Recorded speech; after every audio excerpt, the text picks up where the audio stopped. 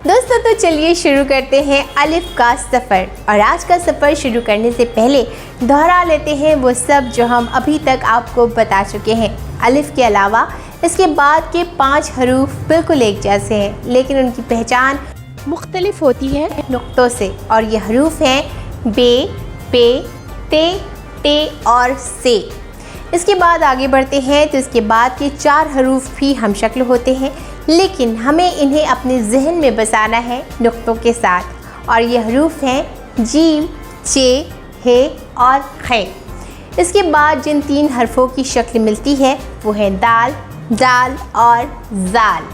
इसके बाद के 5 हरूफ भी एक जैसे होते हैं जो हैं रे, रे, जे और जे। और हमें इन्हें भी याद रखना है नुक्तों से। इसके बाद के जो 2 हरूफ एक जैसे दिखते हैं वो है सीन और शीन। सीन में कोई नुक्ता नहीं होता, जबकि शीन में 3 नुक्ते होते हैं, 2 बराबरी से और 1 ऊपर।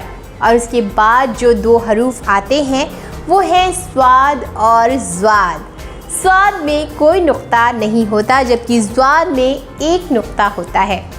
अब इसके बाद जिन 2 हरूफ की शक्ल मिलती है वो हैं तो और ज़ो। तो में कोई नुक्ता नहीं होता, जबकि ज़ो पर 1 नुक्ता रख देने से वो ज़ो बन जाता है। और अब हम बात करते हैं इस बात की कि यहाँ तक हम आपको पहले ही बता चुके हैं, बस आपको कसरत से इन्हें लिख कर अपने दिलो दिमाग में बसा लेना है। क्योंकि ज़बान कोई भी हो, आप जब आप उसे लिखते हैं और बार बार लिखते हैं और जितना लिखते हैं वो आपके उतनी ही करीब होती जाती है। और अब हम आपको बताते हैं कि जब किसी ज़बान से देश के जज्बात जुड़े हों तो वो भाषा खुद ब खुद बहुत अजीज़ हो जाती है। आगे जो 2 हरूफ हैं वो थोड़े से अलग हैं, दोनों दिखते एक जैसे हैं, पर उनको पहचान दिलाता है एक नुक्ता। और अब हम आपको बताते हैं इनके बारे में। इनके नाम हैं ऐन और गैन। तो चलिए सबसे पहले इनको लिखने का तरीक़ा सीख लेते हैं। ये इंग्लिश के अल्फ़ाबेट ई से कुछ मिलते जुलते होते हैं। देखिए ऐसे, जिसमें नुक्ता नहीं होता उसे आयन बोलते हैं, और जिस ई नुमा शक्ल में बनने वाले आयन पर नुक्ता रख देते हैं उसे गैन कहते हैं।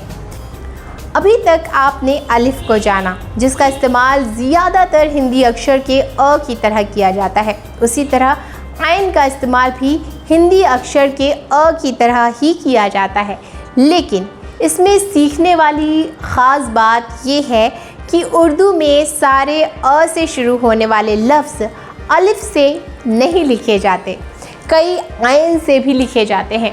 इसे पहले हिंदी से समझते हैं। जैसे अगर हमें हिंदी अक्षरों के इस्तेमाल से अब लिखना होगा तो हम अ से लिखेंगे, अ ब अब। और अगर हिंदी अक्षरों के इस्तेमाल से अरब लिखना होगा तो भी हम अ से ही लिखेंगे, अरब, अरब। लेकिन उर्दू में हर हर्फ की एक ख़ास अदायगी होती है।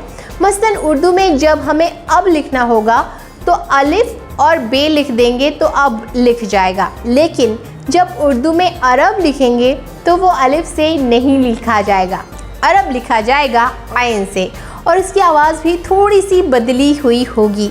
इस बारीकी को आप रफ्ता रफ्ता समझते जाएंगे जितना आप उर्दू को वक्त देंगे।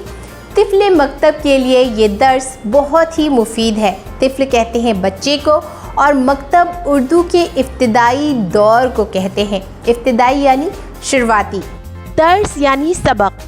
और अब बात करते हैं गैन की, जो बनता है ऐन की तरह।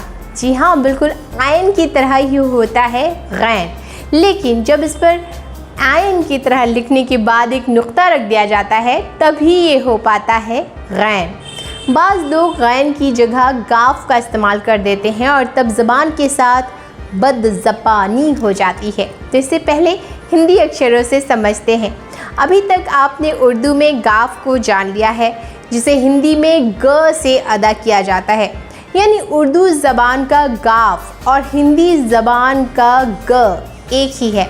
ये तो आप अच्छे तरीक़े से समझ गए हैं। लेकिन जब हम उर्दू के गैन की बात करते हैं तो हिंदी अक्षर ग में जब एक बिंदी नीचे रख दी जाती है तब उससे गैन की अदायगी होती है। अब इसे इस तरह से समझते हैं, कि अगर हम गमनाक को गमनाक कह देते हैं तो इसके मानी बिल्कुल ही बदल जाएंगे। गम के मानी रंज या दुख, नाक के मानी भरा हुआ। गमनाक यानी जो गम से भरा हुआ हो, यानी जो गमज़दा हो। मिसाल के तौर पर नमनाक, जो नमी से भरा हुआ हो। कह सकते हैं कि ये दीवार बड़ी नमनाक है। गम रंज या दुख को कहते हैं, लेकिन गम का हिंदी या उर्दू से कोई ताल्लुक़ नहीं होता। गम इंग्लिश में गोंद को कहते हैं। हमें एतबार है कि अब आप समझ ही गए होंगे। तो चांद मुखर्जी से जुड़े लोग अब कभी भी गम को गम नहीं कहेंगे, है ना। और यूं ही चलते रहेंगे चांद के साथ अलिफ के सफ़र पर। अपने हिंदुस्तान की ज़बान की अदायगी को और दुरुस्त करने के लिए आपके लाइक्स और सब्सक्राइब करने से हमारी बेहद हौसला अफजाई होती है। शुक्रिया।